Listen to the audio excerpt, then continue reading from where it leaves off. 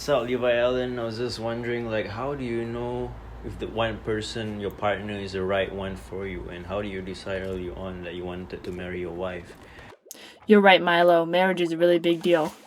How do you know? Is it a gamble? I feel like it is kind of a gamble.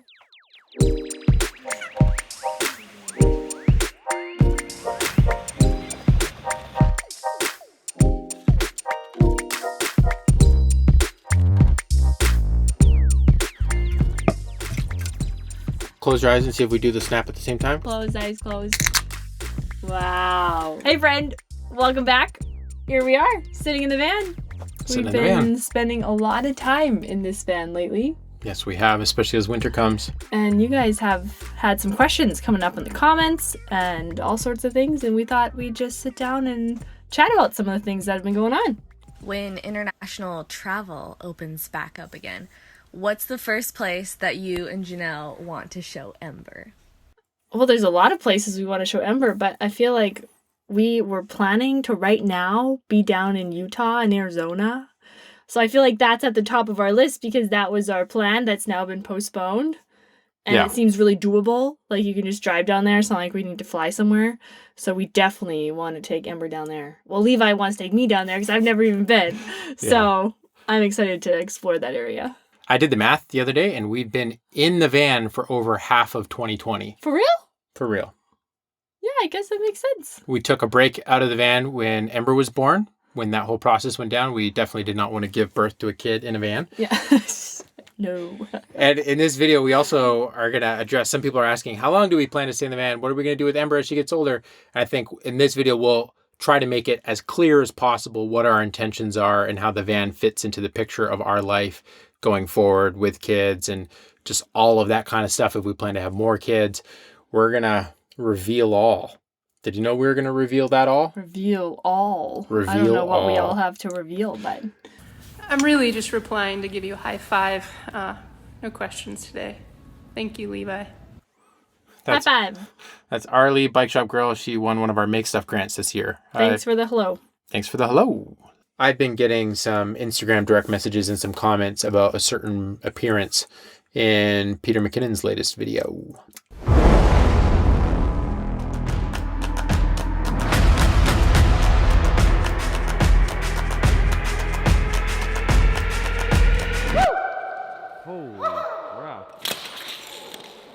That was less smooth than I expected, but it still worked. Thanks for your help, man. Yeah, that was awesome. Is that you? That is That's me. what people are asking? Is that Yes. you? Is that Levi? Is that you? I thought I recognized that guy from that thing with That crazy guy in the rafters? What's he doing? the guy who looks like a Sasquatch who needs a shave. Yes, that is me. Yes, that was fun. Pete's a really nice guy. He was very nice. Very kind. Said hi to me and Ember. Checked out our van. Marvin PA, a channel member, a producing channel member, is asking about our insulation and how it's holding out. We think it's working great. It's the spray foam stuff. The main issue we have in our van is that not all our doors seal perfectly with the weather sealing strip on them. Yeah. So then we get these cooler drafts. That's a way bigger negative than our insulation right now. Do you want to give an update on the Magma Pots? A bunch of people asked for links and I didn't give The them. Magma Pots. Levi sourced these incredible pots. Recommendation of Scott Adamson. Yes, thank you very much, Scott. And we are loving them. Literally using them every single day. They all nest together and they fit in our drawer so nice. I can put more stuff in that drawer now. Yes. Links down below. They're great pots. They're amazing. I think my favorite thing is that the handle comes off and it's just one handle that can go on all the pots. Members on our channel are people that have clicked the join button on desktop right beneath our videos. Join. And they get secret videos that we don't upload anywhere else. Andrew James, channel member, says, how do you work through van, family, work-life communications? What have you learned about communicating with each other to stay on a forward positive path with challenges and living in a small space? It's a great question. Very insightful. You know that this is a unique thing. So what we've been trying, one of these things that we've been talking through is, do we have more friction moments in the van because we're forced to acknowledge that they're happening more? Or do we have more friction moments because it's a smaller space? So here's the reality. It sometimes feels like we're having more friction moments. Where is that coming from? Yeah. I think it is in the long run, helpful that we can't get away from each other. And when those little friction moments happen, we actually are like, stay present in it and are forced to like work through that. Yeah. Like talk about it. Sometimes, yeah, we need space and then we talk about it or whatever that looks like. But it's not like, okay, see you later, go to work, and then we'll talk about it after dinner tonight. And then by then the whole story's changed in my head or something. Right. We so rarely actually have these moments where there's things about each other that we're so disappointed with. It's all circumstantial stuff that then we make our own narratives on in our own heads. And so we're just having to vocalize those narratives way more. Being parents, having Ember in the van, awesome. Being able to work from the road, awesome. Mushing those two together makes them both a little bit more challenging. And the reality is everything just takes a little longer. It's true. A lot longer sometimes. Hi guys, I hope you guys are doing well. What I wanted to ask you, Levi, is what is your favorite part about being a dad so far? My favorite part by far is smiles from Ember. And All times of the day. Yeah, the little sound she makes, any kind of interaction, I'm just cherishing every little version of it as it changes over time. James here is asking about some bottle stuff, but then also the car seat setup. Some people were confused about this. The seat that Janelle and I are sitting in is the position that the seat is in the van when we're driving down the road. It's locked into rails. Car seat goes facing the forward. Right. And then this seat can detach from those rails and we just turn it sideways right where we're sitting. So right now it's this way, we turn it this way right here, and that becomes kind of a couch when we're parked up at a spot. That's our Ember's setup. car seat gets strapped right into the seat belts that are built right in. We want to take a moment to tell you about our sponsor for this video, and then Levi's going to give you a pro tip. Pro tip. Squarespace is in the house as the sponsor of this video. And the business tip through Squarespace I want to tell you about is show the kind of work you want to get hired for.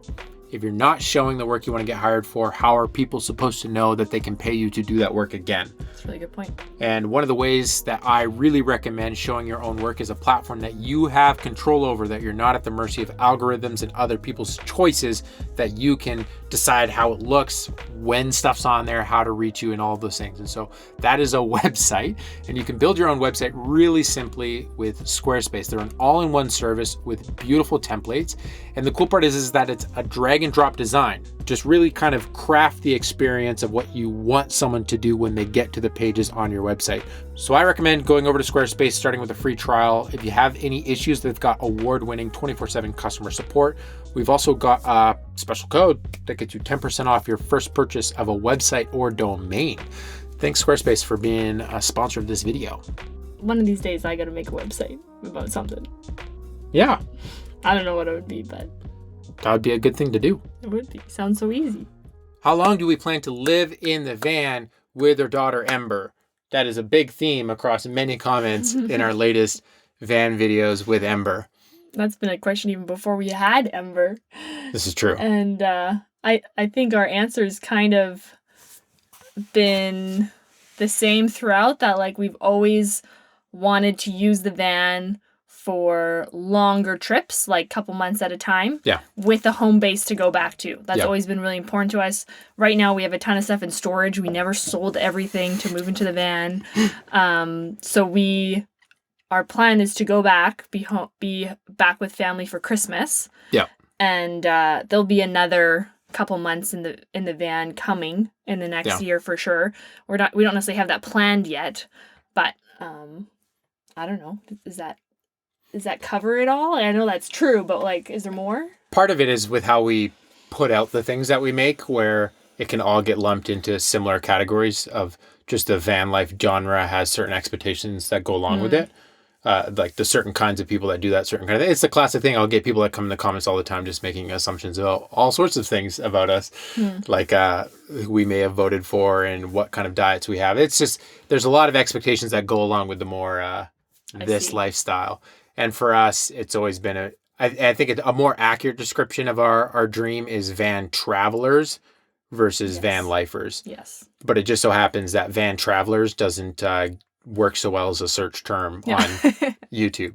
So van travelers is more how we think about ourselves, where even in the 6 months out of this year plus that we've spent out of this van, some of those months have all looked different. Sometimes that month has been parked up at the same spot plugged in. And that kind of van lifing is very different than on the road searching for new camp spots every night, but they're still kind of under the same umbrella. And they kind of look the same on video in some ways. True. Like we're doing the same things in the van and So I won't always be making videos about just this van life type stuff, but certainly the van will stay a character of the videos that we make into the future as far as just being a mainstay piece of how we enable the things that we like doing. Because that's what we want to do. So will Ember spend the next 8 years of her life in this van? No. Hopefully every year of her life, she spends some time in the van. Yeah, that's the hope. That would be the goal, that this is our family memory maker mobile. Baby maker, is that what you just said? No. How's it going, Levi, Janelle, Ember? Just a question about community. How do you guys do it? How do you guys stay in good touch with community? I guess it's also a mental health question as well. But yeah, just curious how that looks for you guys. That's a great question. Sometimes it's really hard being on the road. It can be really lonely. We spend a lot of time in this little space.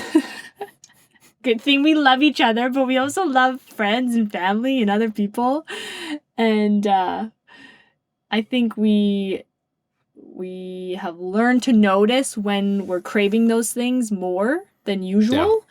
And knowing when we need a break, whether that's like, hey, we need to go sit in a coffee shop instead of in the van to do this work. Or even, hey, it's really worth this detour to go see that friend because that would be really life-giving right now versus let's just drive straight through. Or yeah, the van's always about what you can do with it. Yeah.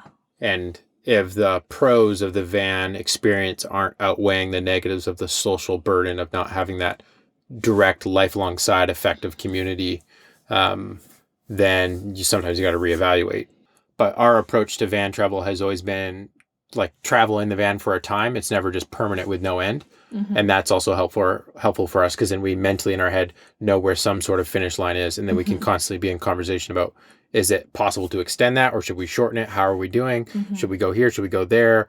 That's kind of where we base our decisions off. We don't try to like lock ourselves into some plan that's never ending, selling all our possessions in the van forever kind of thing. Yeah. That just wouldn't work. Hey Levi, Jason here. Just a quick question. I just did a video on masculinity and I wanted to get your point of view. You are so talented and creative with your hands. Do you think that makes you more or less masculine that you have those abilities? I actually don't know how I feel about a question like that and the way that masculinity has been ingrained in my brain and told to me by my experiences and through my lived life.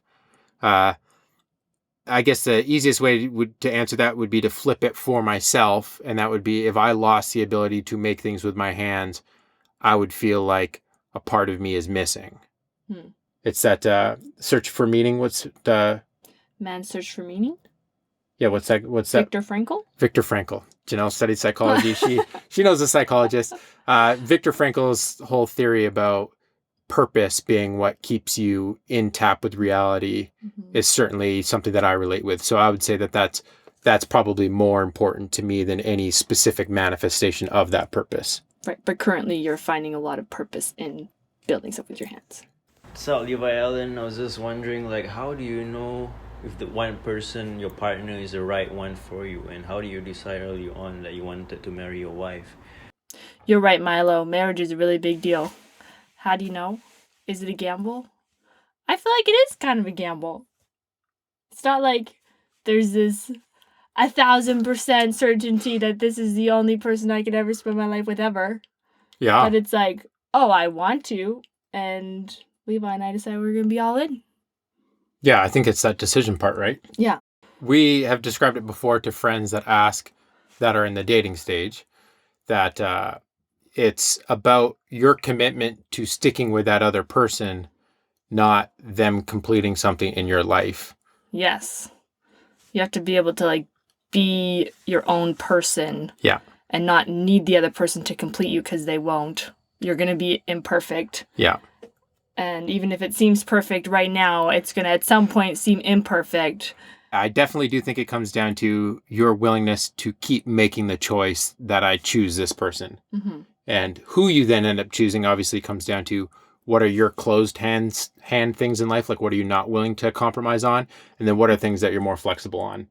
And those like are narrow down the person, as you're saying. Yeah, and also just figure out if there's non-negotiables for either of you, then hey, you're probably going to butt heads on that for the rest of forever.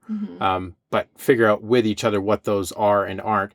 For an example, do you want kids or do you not want kids? If one of you does and one of you does not, and that other person is dead set on not, that probably is going to be an interesting pathway to go down. So those are some of like the non-negotiables that are closed hand. But then there's all these other things that are just preference. And preference you can get around. You can think you have this ideal picture of someone, but in reality, it comes down to who do you meet in your life that you can then have shared experiences with to deepen a friendship with. And then willingness to commit to that person. Yeah. Do you think people left this video with a definitive answer to how long we're going to live in a van? No, because we don't have a definitive answer. That's very accurate. Thank you so much for watching. We'll catch you in the next video. And remember, life's better when you make stuff. Peace.